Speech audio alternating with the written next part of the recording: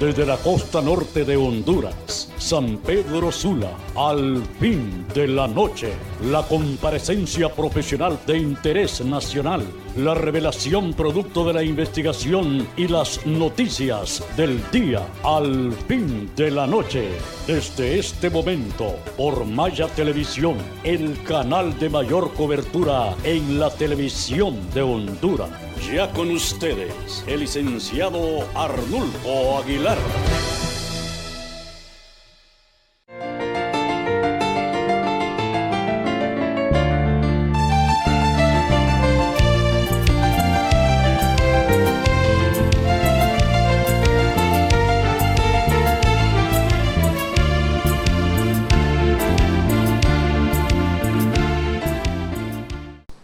Amable teleaudiencia de Maya Televisión a nivel nacional, sean bienvenidos al calor de la costa norte, desde la ciudad de San Pedro Sula, el noticiario Al Fin de la Noche.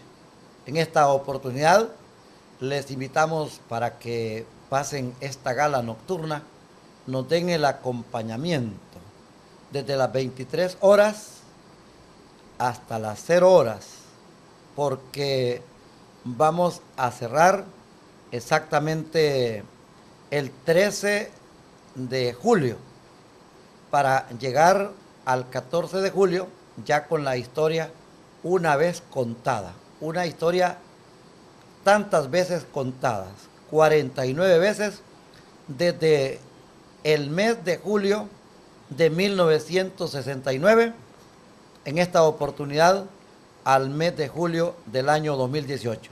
Y nada más y nada menos que vamos a abordar la temática relacionada a lo que se denominó el conflicto bélico entre dos repúblicas hermanas, Honduras y El Salvador.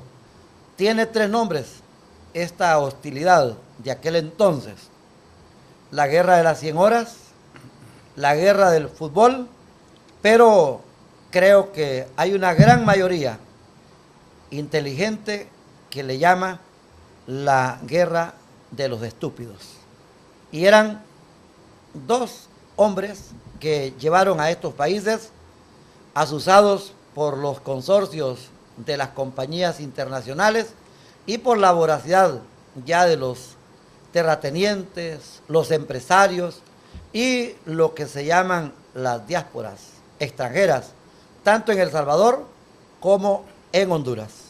La historia lleva a mencionar al señor Osvaldo López Arellano, que ocupaba el poder en Honduras, y al señor Fidel Sánchez Hernández, que tenía el poder en la República de El Salvador. Un partido de fútbol enciende la chispa, eso es lo que ubican generalmente, pero hay otros intereses de por medio. Además, la guerra no empezó ni fue el marco principal el 14 de julio al 18 de julio, sino que muchos meses antes, porque ya en el mes de abril, mes de mayo, habían problemas, tanto en El Salvador como en Honduras. Y por supuesto, los partidos que se jugaron fue en el mes de junio, el de Tegucigalpa, donde Honduras ganó en esa oportunidad 1-0. El segundo partido, el de Tegucigalpa, fue el 8 de junio de 1969, en Tegucigalpa, el Estadio Nacional. El segundo partido en el Flor Blanca de San Salvador, allá El Salvador ganó 3-0. Y el tercer partido, que fue en cancha neutral, el desempate, fue el 27 de junio en el Estadio Azteca de México, donde Honduras metió 2 goles y El Salvador 3 goles. Dicen los analistas salvadoreños que el gol de Pipo Rodríguez en aquel momento desató, como quien dice, las pasiones de lo que fueron posteriormente balas entre estos 2 grupos. Pero hay mucho que contar, hay mucho que relatar, una crónica que exponer, y hemos invitado nada más y nada menos que a un ciudadano, a un hondureño, hijo del primer guerrero que tuvo este país, que sí defendió la identidad y la soberanía nacional, el cacique Lempira.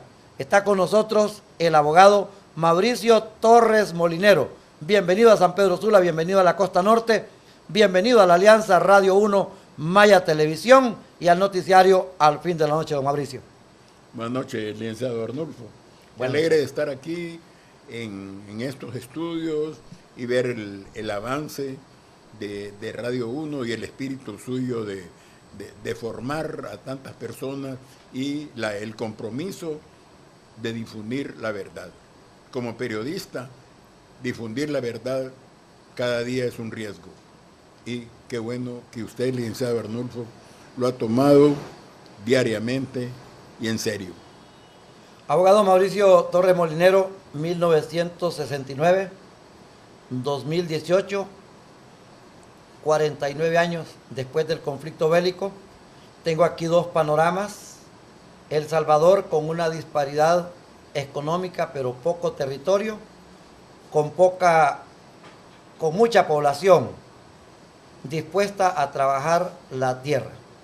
El Salvador le había mandado aproximadamente 300,000 ciudadanos a Honduras. Los salvadoreños se habían instalado en Honduras y prácticamente unos dicen que estaban ocupando el territorio de manera ilegal. De la parte del Salvador dicen que habían comprado tierras y estaban posesionándose a base del trabajo. Honduras, un país más grande, con población menor, pero con una economía sin desarrollo. ¿Cuál es el panorama que usted hoy le ofrece a la población de Honduras, especialmente a la juventud, que debe conocer esta situación que es lamentable, bochornosa y que esperamos no se vuelva a repetir? Una pelea entre dos naciones hermanas, casi con la misma identidad, El Salvador y Honduras.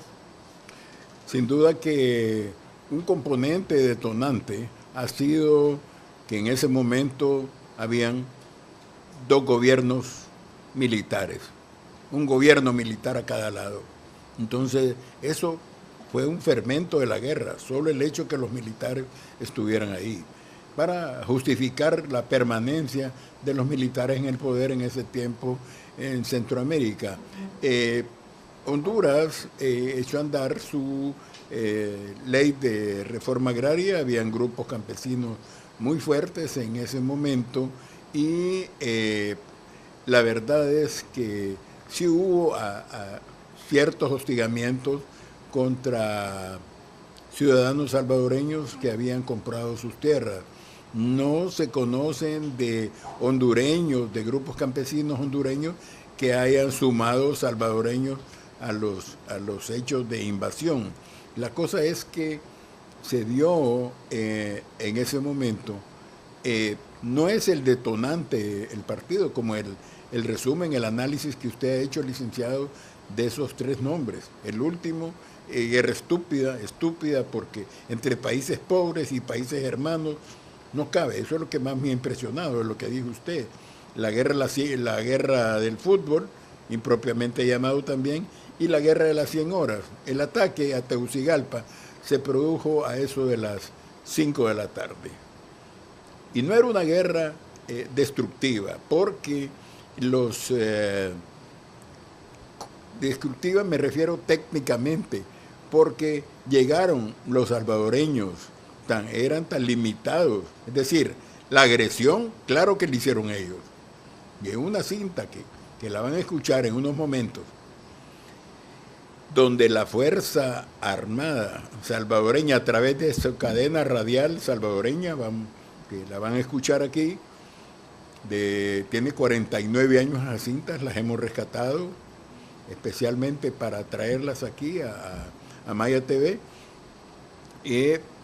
para que se escuche donde los salvadoreños en su cadena radial, en el instante de la guerra, están diciendo, reconociendo que ellos hicieron realmente el ataque por que se les maltrataba a sus connacionales. Es correcto. Ellos están reconociendo, lo van a escuchar los oyentes de Maya TV y los televidentes de este interesante foro, para establecer de dónde vino la acción. No fue la fuerza hondureña, aérea hondureña, ni el ejército hondureño el que penetró El Salvador. Fueron ellos los que vinieron primero aquí a nuestro país y la verdad es que hay noticia. Hubo, desde luego, licenciado, usted sabe las guerras que tienen la manipulación de los medios por el Estado y donde se dice que en un parte que se va a oír ahí de la cadena radial salvadoreña, que dicen que en ese momento habían derribado 8 aviones y solo teníamos 7 casas en el conflicto. Y al final el balance fue que nuestro comandante Sotillo, que se le llama con afecto, ¿verdad? Yo lo conocí, yo lo traté a él, en realidad derribó 3 aviones salvadoreños. Entonces, la guerra tiene otro curso, otra explicación. Hay cuestiones que tienen que ver con la corrupción. En la guerra tuvo que ver la corrupción. Para el caso, un jefe militar en Occidente llamado a tener 300 soldados, en realidad solo tenía 50, 60 soldados. Y esa historia la vivió un presentador de televisión que también tiene la capacidad de ser piloto, colombiano, Tony Lowe, porque a él lo mandaron a dejar la comida y llevó los 300 platos, pero no encontró la tropa. Sí, tengo amistad con Tony Lowe, somos compañeros en el aeroclub, ¿verdad? Yo hice primero el curso de primero piloto privado con Tony y nos queremos bastante. Un saludo a Tony en Colombia, en Medellín. Felizmente Tony está vivo, suspira por Honduras, dice que le fue mal en un momento cuando él regresó a Colombia y me dijo Tony, mira, me dice, yo me acordé que tenía otra patria. Entonces volvió, se murió la esposa, doña Marlene, sí. y vino Tony de regreso a Honduras. Y aquí lo nombraron inmediatamente director de un canal. Es correcto. O sea, con grandes méritos Tony. Entonces, decía que ese hecho de corrupción se dio claramente, por lo menos tuvo a la vista en ese destacamento militar, en ese batallón, Cotepeque y Santa Rosa de Copán. Apenas 60 soldados habían ahí. Y el jefe militar cobraba toda la planilla. Y también la corrupción se da inmediatamente después de la guerra, cuando Honduras compra unos aviones jet, que no vinieron a Honduras volando, que no vinieron a Honduras transportados completos, armados los aviones, no, vinieron en unas cajas. Solo se logró armar uno que voló y los otros se armaron y no volaron. 1 o 2 más se armaron y no volaron. Entonces, quedaron un montón de cajas que en el año 71, 72, 73, desde el aeroclub, nosotros las miramos, que no tenían ellos en la Fuerza Aérea ni el ánimo de abrir esas cajas, para no encontrar desperdicios ahí. Hubo corrupción, a un funcionario consular de Honduras en Europa se le encomendó la compra de esos aviones. Y Honduras, en ese momento, hubo un acto de corrupción. Está marcado Honduras siempre por eso, licenciado. Y qué lamentable que la sede de esa corrupción sea siempre el ejército, las Fuerzas Armadas, donde aparece este dato a raíz de la guerra denominada entre Honduras y El Salvador a través de un partido de fútbol. Y lo último que se manifestó, que no tiene lógica, no tiene razón de esa acción de 1969. Hay diversos datos, unos dicen que hubo entre 4.000 a 6.000 civiles muertos y unos 15.000 heridos. Es así que don Mauricio Torres Molinero, usted que la conoció mejor, que vivió ese conflicto ya con una edad bastante comprensible y para poderla explicar hoy. Los gobiernos tienden a inflar las cifras. Recuerdo cuando el huracán Mitch, estaba con los compañeros en Radio América 7, 8 días, durmiendo en la alfombra, en la cabina de Radio América, y los compañeros, Napoleón Mairena III y Luis Edgardo Vallejo, me dijeron: usted le encomendamos, confiamos en usted, lleve usted la cuenta de los muertos. Y los muertos fueron 123 muertos. 123 muertos. En el Mich. Y cuando venían, los últimos fueron, usted debe recordar, licenciado don Arnulfo, cuando venía en la zona que se llama, un río que se llama La Unión, por Bonito, por ahí, unos militares, por cierto, murió uno de los capitanes. Unos capitanes que cayeron en un río. Esos fueron los últimos muertos que nosotros contabilizamos ahí en Radio América. Pero mi hermana estaba estaba en Francia visitando a mi hermano, y entonces mi cuñada, que es británica, le dijo: mira lo que está mandando Honduras aquí a Ginebra.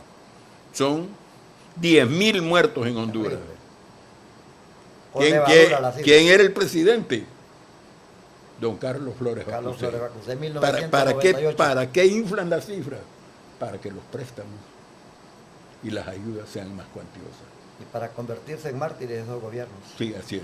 Entonces los muertos del conflicto armado entre Honduras y El Salvador, no es confiable este dato, ni 2.000, ni 4.000, ni 6.000, ni 15.000 heridos.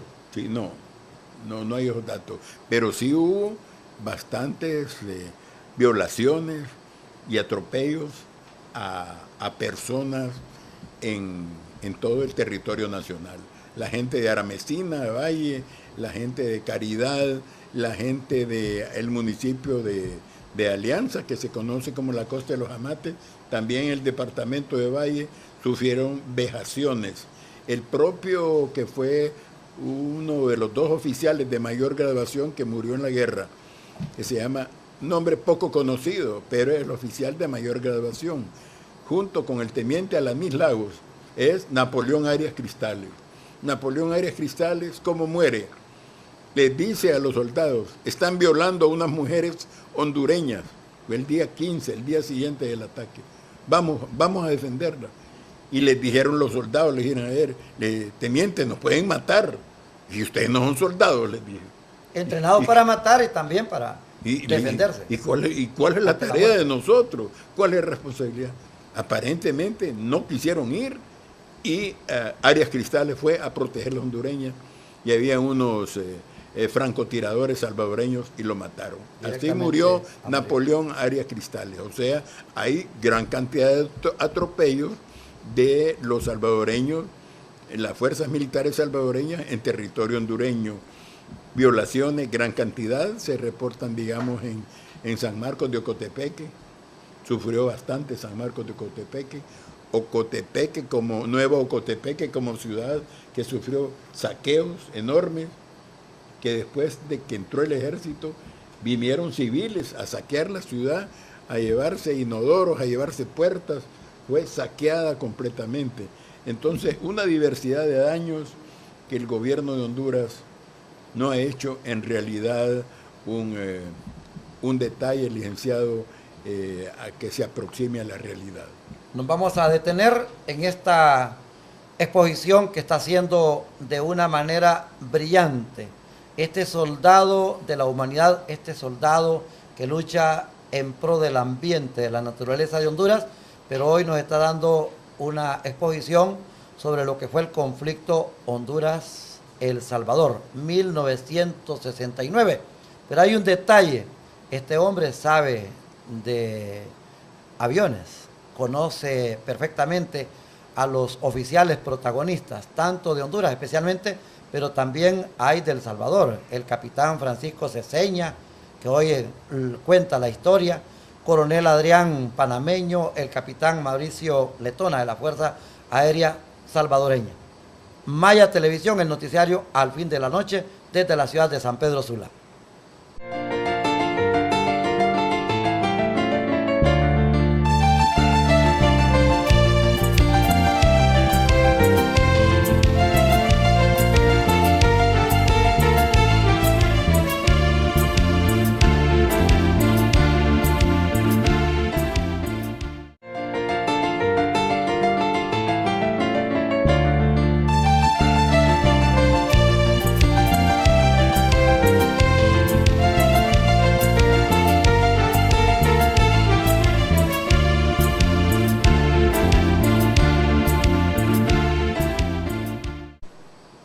Maya Televisión desde la ciudad de San Pedro Sula. Vamos al día con el calendario cívico de la patria. Esta es una fecha trágica en la historia nacional, la denominada Guerra del Fútbol, la Guerra de las 100 horas, el conflicto honduro-salvadoreño y la Guerra de los Estúpidos, le llaman algunos. Creo que el escritor nacional Armando García es uno de los acuñadores de ellos. Pero hombre, es oportuno saludar a Luis Edgardo Vallejo, el periodista más conocido como Escopeta Vallejos, que en el año 2018 está cumpliendo 50 años de radio. Y óigase lo que dijo el abogado Mauricio Torres Molineros: 18 días durmiendo para transmitir y cubrir una tragedia natural en 1998. Esta fue natural, la otra fue provocada por el hombre, artificial, bélica. Esa es la dedicación de los periodistas. Creo que Escopeta Vallejo el próximo 1 de diciembre lo tendrá la Academia de Radio en la ciudad de San Pedro Sula. Y a todo el personal de radio, de televisión, de los periódicos que todavía sobreviven y que cubrieron ese conflicto allá en la frontera, tanto los que están en el Pacífico como los que están en el occidente. Sobrevive Raúl el Pibe Morales, hijo de don Raúl Morales. Él era reportero del diario La Prensa en 1969. El periódico pegó porque estaba estrenando la rotativa GOS y el pueblo de Honduras por primera vez miraba cantidad de fotografías que se tomaban en la guerra y que se publicaban al siguiente día a través de este periódico, que fue fundado por trabajadores, por obreros, pero que después terminó en capital de los árabes palestinos, exactamente ya presididos por don Jorge J. Larach. Solamente es una referencia. Y fue así. Parece que los periodistas y los medios de comunicación, tanto de Honduras como de El Salvador, abogado Torres Molineros, le metieron bastante fuego a este conflicto. Sin duda que sí. Bueno, un compañero con el que tengo excelente relación y que he aprendido mucho también yo en la transmisión radial, el licenciado Mairena Tercero. Por cierto, él hace una cita de una palabra, una expresión que un periodista que ya falleció, de apodo Lápiz de Dios, ¿se acuerda? Sí, el Lápiz de Dios. Sí. Claro que sí. El Lápiz de Dios dijo: en cada hombre un soldado. Un soldado, sí, esa es expresión de él. Y Mairena, durante la guerra, el licenciado Mairena III decía: la compañía de hierro cumple años hoy. Eso era un llamado a las reservas. No era una compañía propiamente dicha, consolidada, ¿verdad? Sino que eran reservas, veteranos, que mediante esa expresión los estaban llamando a que llegaran a los cuarteles. La compañía de hierro cumple años hoy, decía el licenciado Mairena III. Napoleón Mairena III. Sí, Manuel Gamero. Recientemente fallecido. Recientemente fallecido. El director del ya desaparecido diario Tiempo en Papel. Sí, cómo no. Sí, sí. En la década del 80, pues, me brindaron sus páginas toda la década del 80 y 3 años más, pues, yo participaba ahí, tiempos riesgosos esos, ¿verdad? Y Gamero hizo trabajo en la guerra, bastante, se acercó, me tomó fotos, informó, hizo bastantes cosas. Manuel Gamero también, otro compañero de... No hay que olvidar que Gamero trabajó en el diario, en la redacción del diario La Prensa. Sí. Y luego pasó a trabajar con Diario el Tiempo. Grupo que fue expulsado de la prensa o expropiado de la prensa, don Jaime Rosenthal, don Reinaldo Pantin, don Edmond L. Borán. Sí. Y en noviembre de 1970 fundan el diario Tiempo. Sí. Y Gamero va a la punta, a la dirección. Sí, sí, es cierto. Y Gamero, pues, hizo una buena jornada. Fue reportero de guerra. Sí, cumplió esa tarea. Tenemos en algunos audios, podrán escuchar también una entrevista que hace Juan Bautista Vázquez. Ya tiempos, Juan Bautista en la radio, ¿verdad? Y sigue al aire. Y sigue al aire, una entrevista en en Ocotepeque, y podrán escuchar también a un discurso de el embajador López Michelsen, que estaba en Naciones Unidas, ¿verdad? Y él tuvo un papel en algún sentido conciliador, ¿verdad? La OEA sí estuvo conciliador en ese momento, no el papel ambiguo que tiene la OEA en este momento. Sí, El Salvador pidió cese a la represión y a la persecución de sus conciudadanos en Honduras, y Honduras pidió la salida de El Salvador del territorio del pueblo de Honduras, en la frontera especialmente occidente, que retrocediera. Honduras se habla que fue superior con su fuerza aérea, pero la infantería de El Salvador fue bastante demoledora. Queda claro que la agresión fue de El Salvador hacia Honduras, y luego Honduras mandó sus denominados corsarios a bombardear. Sí, en la cinta que escucharán el amable auditorio de Maya TV, de aquí emitido en este programa desde San Pedro Sula, podrán escuchar donde los salvadoreños están diciendo que ellos reaccionaron al maltrato que se hacía a los hondureños en nuestro territorio. Es decir, esa es una confesión plena de que ellos fueron los atacantes. Ellos utilizaron naves C-47, cazabombarderos, corsarios y los denominados Mustang.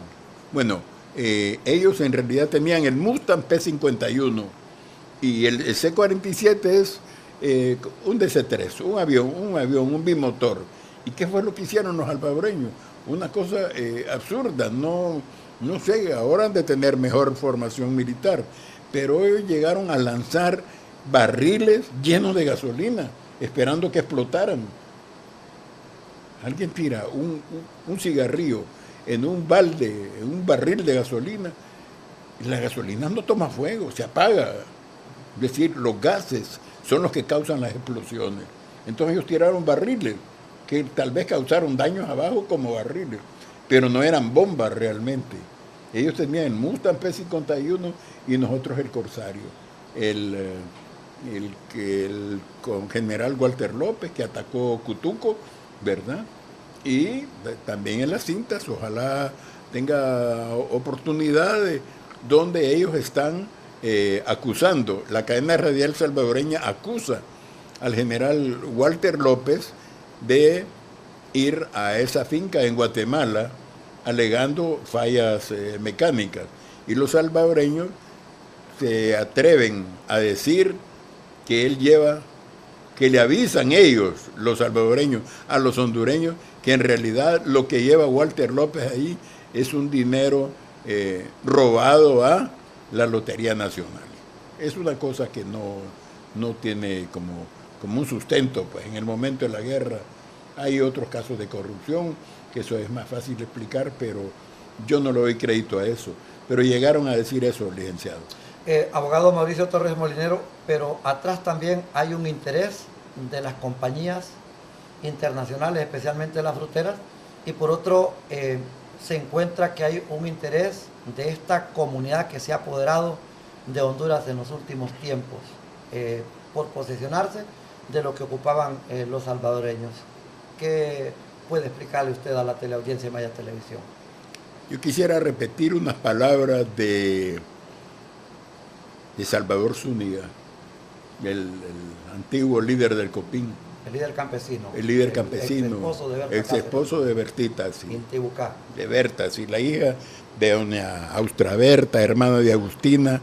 La alcaldesa de... Yo los amo completamente. Son mis amigos de toda la vida. Me acuerdo cuando... Y Berta era una mujer. Qué bueno que tocamos el tema de Berta. Berta es un ejemplo de nacionalidad. Cuando se tomó en tiempos de reina, yo me sumé a ellos en un sleeping bag y se tomó la presidencial, y de ahí llegó un militar conocido aquí en el norte y en Tegucigalpa también, alto jefe militar, nos sacó de ahí y nos fue a tirar por Estivis, como a unos cerca allá del aeropuerto, ¿verdad? de noche nos quitó y nos fue a tirar allá. Y entonces se aparece, eso nos sacó como a la 1 de la mañana. 5 o 4 horas después, casi a las 5 de la mañana, llega el mismo militar a decirnos que en qué nos podía servir. Ironías. Sí. Y entonces Berta le dijo, con palabras bien duras, ¿verdad? Que no voy a repetir yo en este canal. Y le dijo, mira, tal por cual. Le dijo una palabra dura, durísima. Que Berta era de armas tomar. No, Berta sí le dice, mira, le dice, váyanse a la frontera a enfrentarse con el ejército de El Salvador. Eso fue el 94. Vayan a la frontera, dice, a enfrentarse al ejército de El Salvador. No que andan ustedes viniendo a culatear a indios tullidos como nosotros, dice. Esa es la peor ofensa para los militares de Honduras, decirle que nunca han ganado una batalla, no tienen ninguna victoria y que los verdugos de ellos exactamente son los ejércitos centroamericanos, Nicaragua, Guatemala, El Salvador, pero sobre todo, lo más reciente de eso del 69, ahí en El Salvador, donde aparte de no ganar nada, prácticamente les hallaron esos grandes actos de corrupción. No habían armas y se había gastado mucho en armas, no estaban las tropas y había mucho pisto destinado a las tropas. Abogado Mauricio Torres Molinero, hablemos del papel de la OEA. ¿Fue sincero, fue honesto o es como en este momento el prediálogo, el diálogo, el monólogo, la ONU y la OEA? No, el papel en aquel momento fue de mejor calidad. O lo de ahora no tiene ninguna calidad. Es una maniobra traicionera contra el pueblo hondureño, donde la OEA recibe órdenes. ¿Qué hacer en Honduras? Recibe órdenes. No le veo ninguna integridad a ese Almagro que está ahí. Sí tuvo la capacidad la OEA de paralizar a las dos fuerzas militares. Sin duda para que 1979. Sí, lo hizo, sí. Entonces, en el TIAR, que está vigente todavía, el Tratado Interamericano de Asistencia Recíproca. El TIAR. Sí, el TIAR, sí. Se pudo invocar y se dio. Y también los ejércitos cumplieron con el cese al fuego. Se dio el cese al fuego.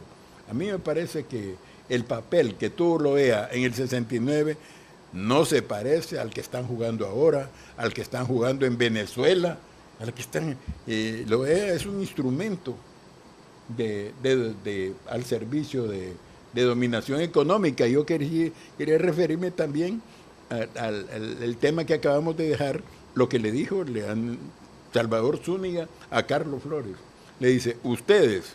A Carlos Flores, el expresidente de Honduras. Al expresidente Carlos Flores Facusé, le dijo, ustedes nos ven con desprecio a nosotros porque somos una etnia pobre. Dice. Pero ¿sabe qué? Le dije, señor presidente, le dijo a este Carlos Flores Facusé, ¿sabe qué? Le dice, ustedes son considerados una etnia terrorista, dice.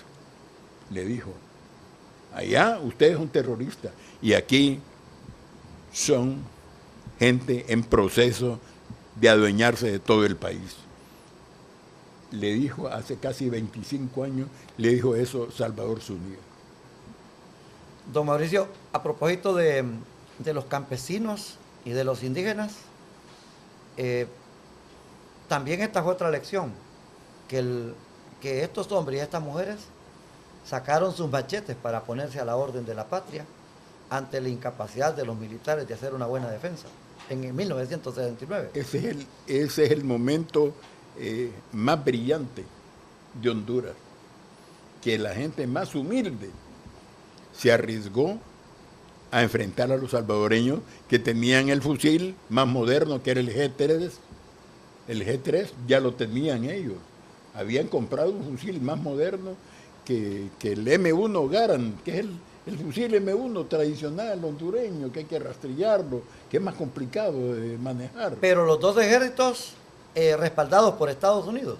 Así es, sin duda que sí. Dos títeres prácticamente. No creo yo que la gente de Estados Unidos, representada por sus embajadas, ignoraba lo que iba a ocurrir.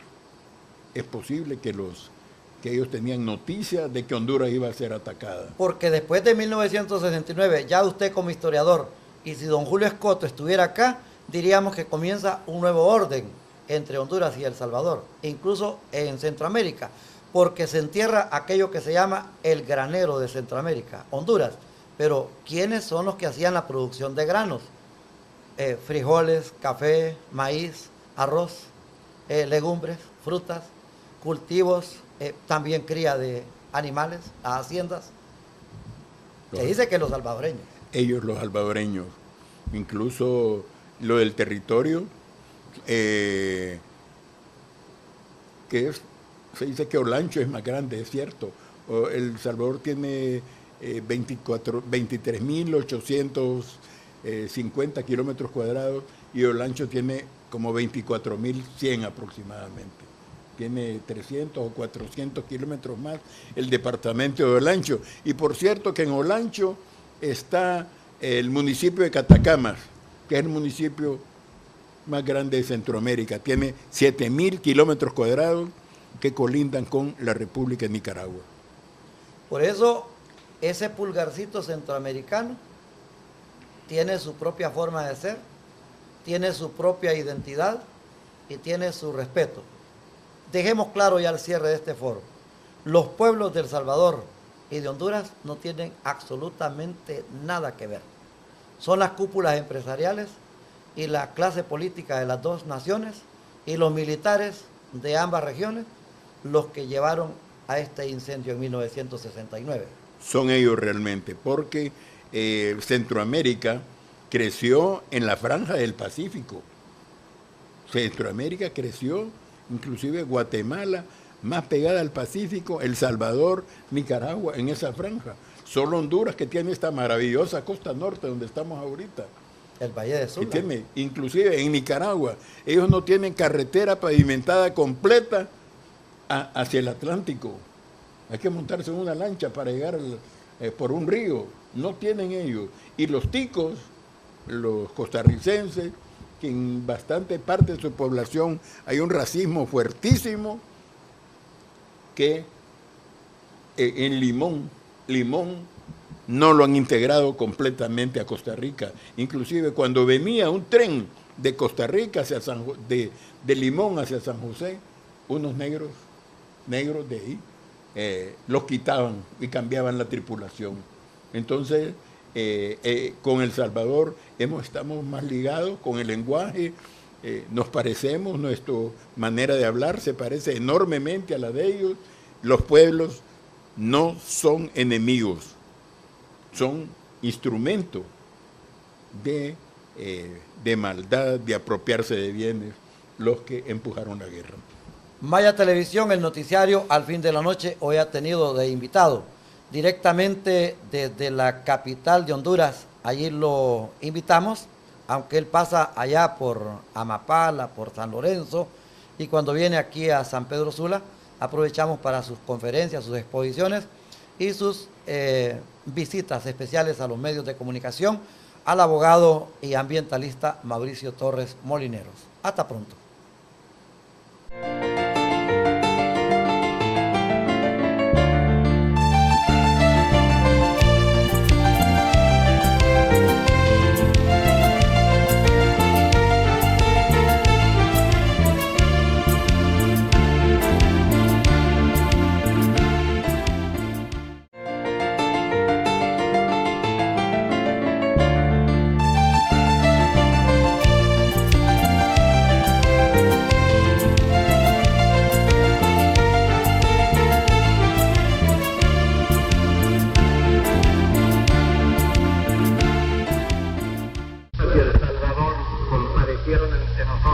Públicamente fue para decir que se entendía.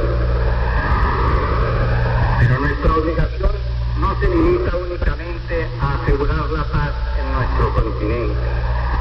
Esta experiencia, como tantas otras, es un legado del que debemos hacer partícipes a otras regiones en donde en proporciones distintas se confrontan los mismos problemas. El conflicto entre el respeto a la persona humana y la integridad del territorio, entre la seguridad de las fronteras del Estado y las migraciones y las personas desplazadas. Existe, me atrevería a decir yo, una obligación para con la humanidad entera de darle a conocer nuestro ejemplo para invitar a otros pueblos a buscar los caminos de la paz. A través de las duras jornadas que nos llevaron a esta meta final, pudimos comprobar cómo nuestro Tratado Interamericano de Asistencia Recíproca, Pacto de Bogotá, obedece a una concepción más moderna sobre lo que es una guerra en nuestro tiempo que otros instrumentos extracontinentales. No nos contentamos con el cese del fuego, sino que hacemos obligatoria la desocupación del territorio y sobre todo su rehabilitación. Es una obligación de la comunidad americana, a la cual yo invito formalmente a todos los presentes a contribuir generosamente al Fondo de Emergencia de la OEA para que esta planta todavía débil del entendimiento entre El Salvador y Honduras y de la integración centroamericana a través de su mercado común no se vaya a marchitar. Vamos a cuidarla con amor. Vamos a cultivarla como una obligación de todos los aquí presentes para que en el futuro esta que se llamó con cierta ligereza guerra del fútbol se torne en el origen de una paz nueva con un contenido económico y social que sea un largo proceso de acomodación a nuevas circunstancias bajo los ojos vigilantes de América.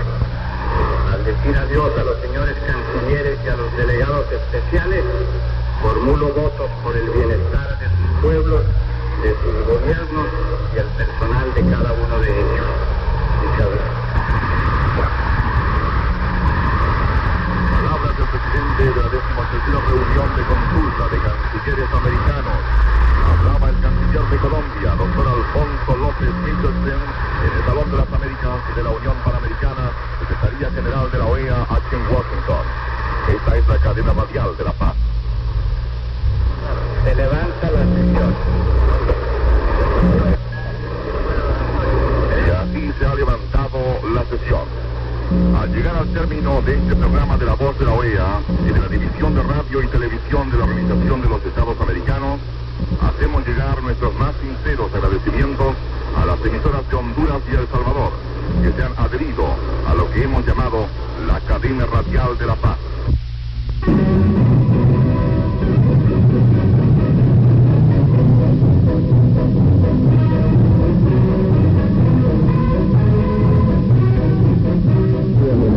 Desde un punto cercano a la labor donde ha autorizado la avioneta pilotada por el capitán Pires, y nos hemos encontrado aquí en este punto de la carretera con dos miembros de la Organización de Estados Americanos, el representante por Guatemala, coronel Arnaldo J. Alonso, a quien acompaña el coronel Pedro Favor de Nicaragua.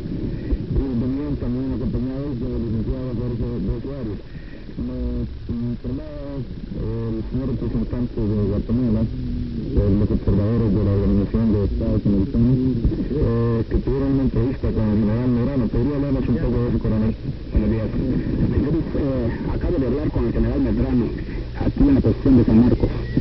Le pregunté por su evacuación y él me indicó que ya había hablado con su gobierno y que le habían dicho que sí se iban a retirar, pero de todos modos espera el momento de confirmación. Eso es todo. Es decir, que oficialmente no se le ha comunicado o espera la confirmación de los debates de la Organización de Estados Americanos. Él espera la confirmación de su gobierno. Y en el recorrido que han hecho ustedes, coronel, ¿han visto ya movimiento de las tropas salvadoreñas en el sentido de evacuar?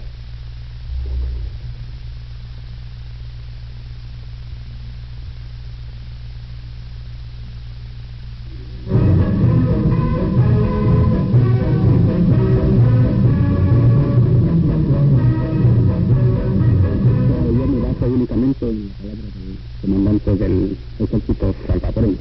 Ese es el asunto, porque realmente sí se ha visto un poco de cómo son preparativos de evacuación, pero lo importante es saber lo que confirma el comandante. Coronel, si no es indiscreto preguntar, en su llegada a San Marcos de Cotepeque, ¿pudo observar si tenemos todavía civiles ahí, es decir, si hay población civil hondureña en ese lugar? Yo hablé con la población, con parte de la población civil hondureña en San Marcos, y estuve hablando con algunos individuos en casas particulares, y veo que la impresión que obtienen es de que han sido muy bien tratados por las tropas salvadoreñas en ese lugar. Ahora he tenido conocimientos que en lugares circunvecinos, por aquí por Tomalá, en las laderas de los montes hay muchas personas que necesitan abastecimientos.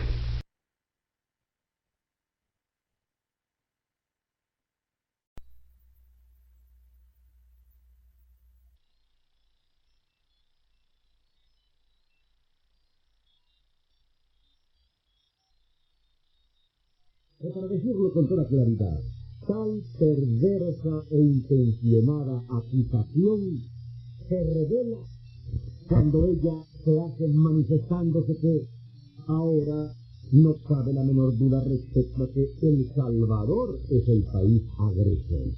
Claro, para ese comentario, mientras en Honduras se masacraba población salvadoreña ante la glacial indiferencia de esos comerciantes de la información, no cabía hablar de agresión. Mientras en Honduras se violaban mujeres salvadoreñas y se asesinaban ancianos y niños salvadoreños, no cabía hablar de agresión. Mientras en Honduras se dedicaban al pillaje y al saqueo de los negocios y hogares salvadoreños, no cabía hablar de agresión. Mientras, en fin, en Honduras se lanzaba al éxodo forzoso, bajo la amenaza del terror desatado en campos y ciudades a la población salvadoreña, no cabía hablar de agresión. ¿Acaso no teníamos, para ventilar esas infantiles acusaciones y para consuelo y remedio de tales ofensas, la obsoleta actuación de tantos organismos internacionales? Pero cuando un pueblo, herido en lo más hondo de sus fibras, virilmente responde para castigar al delincuente genocida, allí sí hay agresión. Cuando una nación, sin importarle los negociantes internacionales, como un solo hombre se alza para castigar a la camarilla asustadora de turbas asesinas, allí sí hay agresión. Cuando un Estado responde a la ofensa inferida a sus hijos, consciente de que una nación cobarde no tiene derecho a existir, allí sí hay agresión.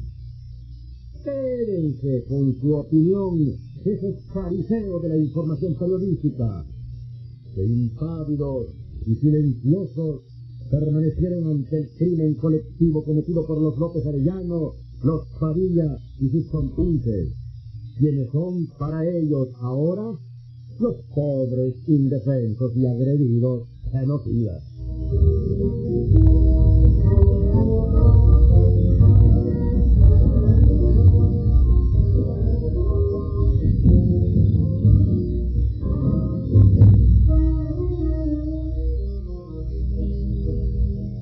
Noticia de última hora. Noticia extraordinaria de última hora.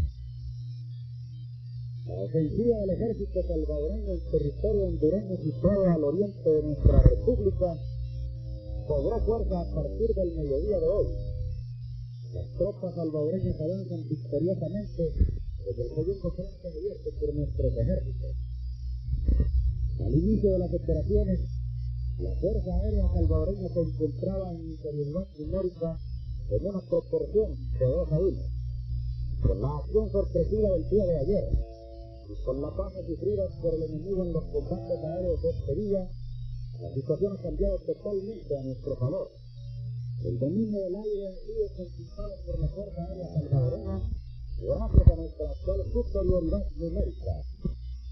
Es diciendo, noticia de última hora, noticia extraordinaria de última hora. La ofensiva del ejército salvadoreño en territorio hondureño, situado al oriente de nuestra república, logró fuerza a partir del mediodía de hoy. Las tropas salvadoreñas avanzan victoriosamente en el segundo frente abierto por el interior. El inicio de las operaciones, la Fuerza Aérea salvadoreña se encontraba en superioridad numérica en una proporción de 2-1. En la acción sorpresiva del día de ayer, y con las bajas sufridas por el enemigo en los combates aéreos de este día, la situación ha cambiado totalmente a nuestro favor. El dominio del aire ha sido conquistado por la Fuerza Aérea salvadoreña gracias a nuestra actual superioridad numérica. Ha sido esta una información de última hora emanada del Comando General de la Fuerza Armada de los Ejércitos Victoriosos Salvadoreños.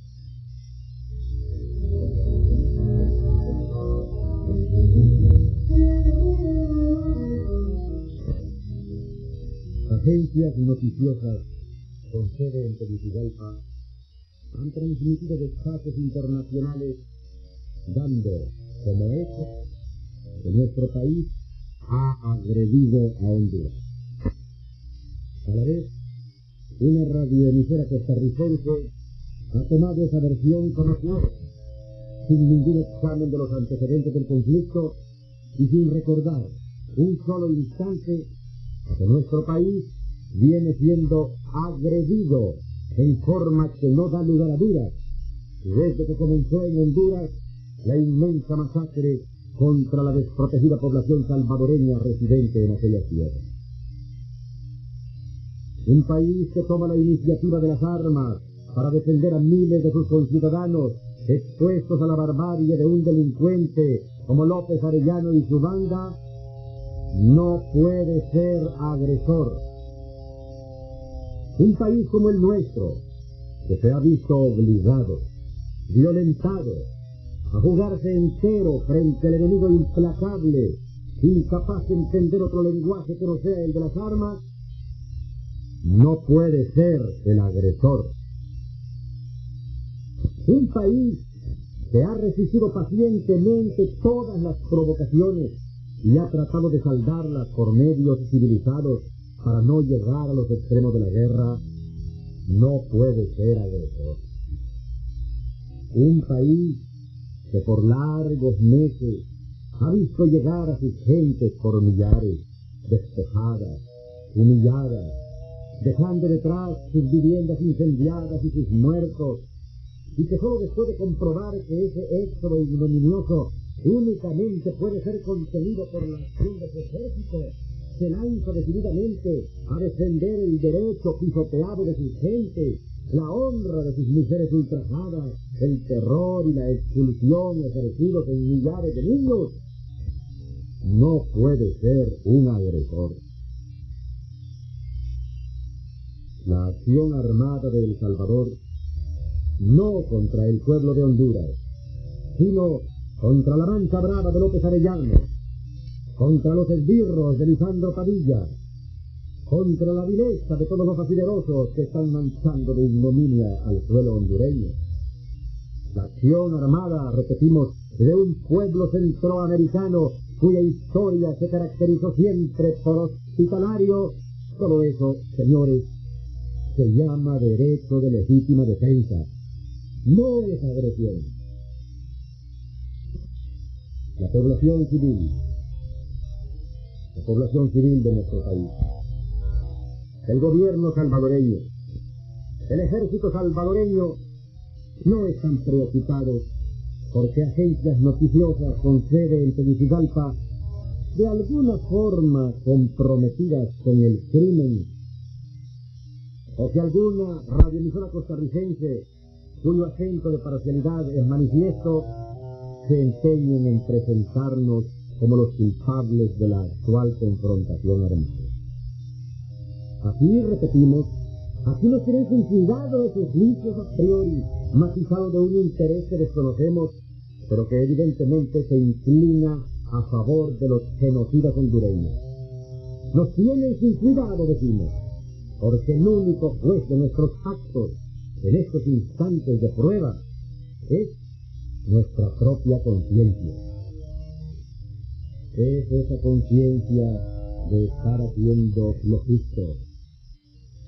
Es esa conciencia de cumplir con un mandato que nos impone la dignidad de todo un país, la supervivencia de todo un pueblo, la que mantiene alta nuestra moral y nos confiere un poder espiritual que jamás podrán tener los que llevan sobre sí la enorme culpa de haber derramado sangre inocente, un horrendo crimen que ha preparado fríamente en el interior de Honduras una represión contra la minoría nacional más desprotegida en aquel país, los 250.000 o 300.000 salvadoreños que no tuvieron armas para defenderse, ni autoridades del orden público a las cuales acudir en demanda de protección, ni leyes a que acogerse contra las turbas amparadas por el propio gobierno, autorizadas para matar, para violar, para robar, para incendiar.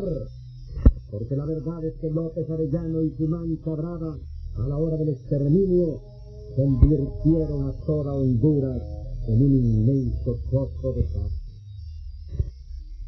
Los cazadores eran, siguen siendo, todos los asesinos a sueldo que trabajan para un gobierno espurio.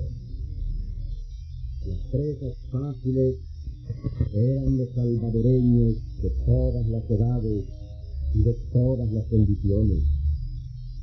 Desde los niños que hasta hoy no alcanzaron a explicarse los motivos de la agresión, hasta los hombres salvadoreños que previamente habían sido desposeídos de sus armas domésticas y hasta de sus instrumentos de labranza, para que en el momento de la represión no tuvieran nada en sus manos para defender su legítimo derecho a la vida, de proteger a los suyos contra los maleantes enloquecidos. Es esa afrenta que al ser perpetrada contra los nuestros en dimensiones masivas y con manifiesta alevosía y ventaja, lo que nuestros soldados están reparando ya en tierra hondureña, como hombres que pelean exponiendo su vida cara al sol, midiendo armas con armas, no como los asesinos que se derramaron sobre el suelo de Honduras para cebarse en una población indefensa, para llenar de vergüenza al propio pueblo hondureño. La certidumbre de que nuestra causa es justa, de que nuestro ejército está defendiendo los derechos humanos, aún antes de que en el exterior sea reconocido que aquí, en Centroamérica, han sido pisoteados cobardemente. Eso es lo que nos da fuerzas de sobra para llevar la lucha hasta sus últimas consecuencias, para ser un solo cuerpo y una sola alma, dispuestos a defender hasta la muerte lo que consideramos patrimonio sagrado de nuestro pueblo, su honor ofendido y su derecho a vivir en paz, a vivir con dignidad. No importa, pues, que las agencias noticiosas, empeñadas en negar la nobleza de nuestra actitud y de nuestros actos, nos llamen agresores. Respetamos a los tribunales de carácter internacional, pero para nosotros, para nuestro ejército, para nuestro gobierno, para los salvadoreños todos, obligados a definirnos como hombres frente a la historia y frente a la humanidad, el más alto tribunal, el más respetable, es nuestra propia conciencia. Sabemos que el juicio de Dios nos es favorable.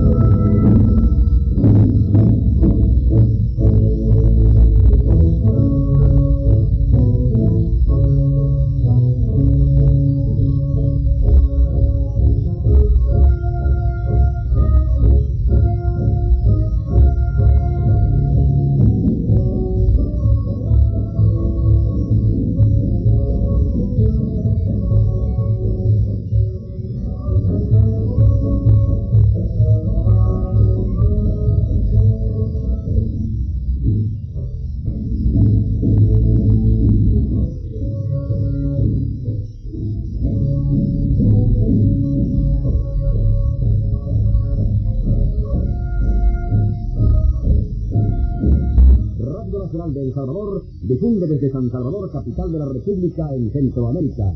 Y ahora, dirigiéndose al pueblo salvadoreño, el periodista Abel Salazar Rodesno.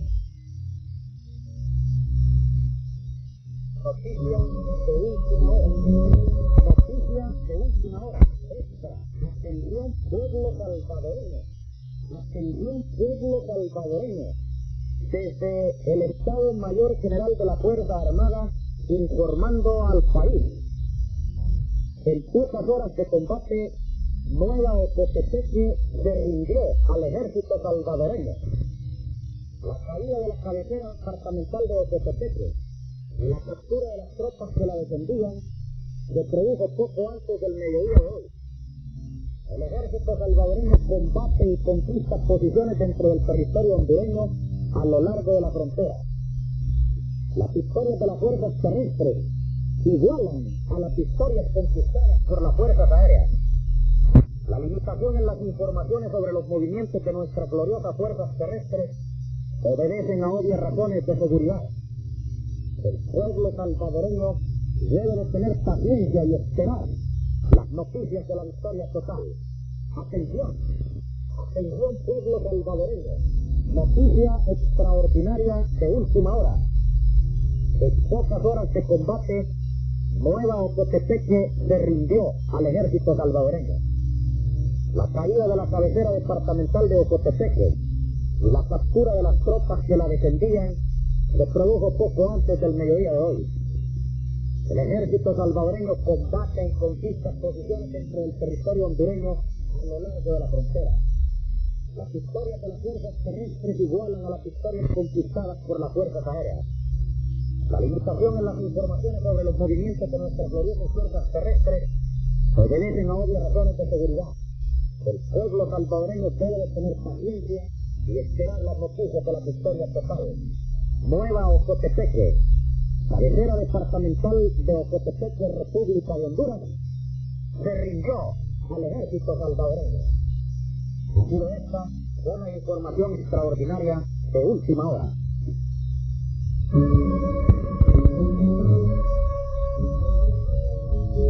Transmite Radio Nacional de El Salvador en cadena continua las estaciones de radio y televisión del país.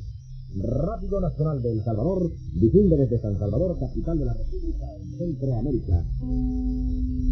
Instructivo para la organización y misiones de un grupo ejecutivo de defensa civil. Primero, el Grupo Ejecutivo de Defensa Civil es la célula del Servicio de Emergencia Nacional en materia de defensa civil.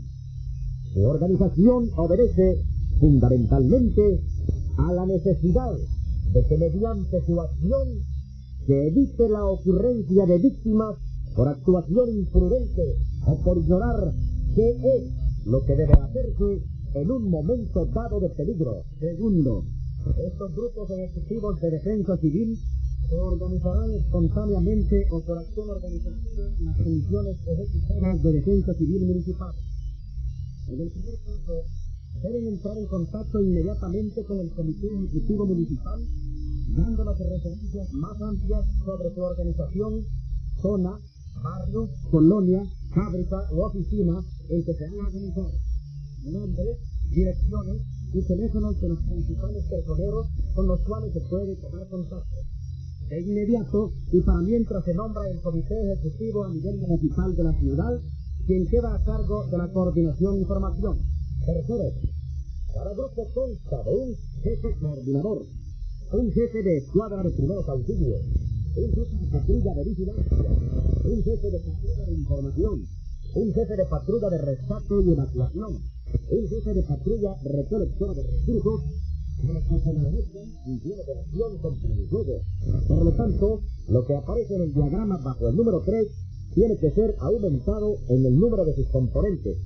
Cuarto, se consideran como misiones fundamentales para estos grupos ejecutivos las siguientes. Primero, establecer un cuartel general de coordinación administrativa. Segundo, establecer un puesto de curaciones. Tercero, organizar un botiquín de campaña estacionario. Cuarto, organizar uno o varios botiquines de campaña con carácter portátil.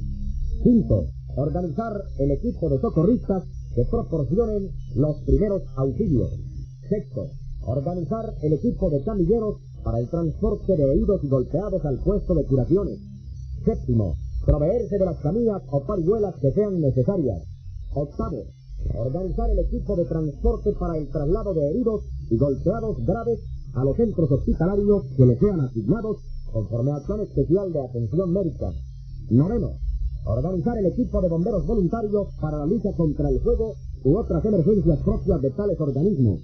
Décimo, proveerse del equipo que se pueda para combatir el fuego, principalmente extinguidores, cubos para transportar agua, arena, hachas, escaleras, etc. Décimo primero, organizar el personal que se encargará de mantener la moral en su comunidad y orientar a la población sobre la conducta a seguir particularmente en cada emergencia.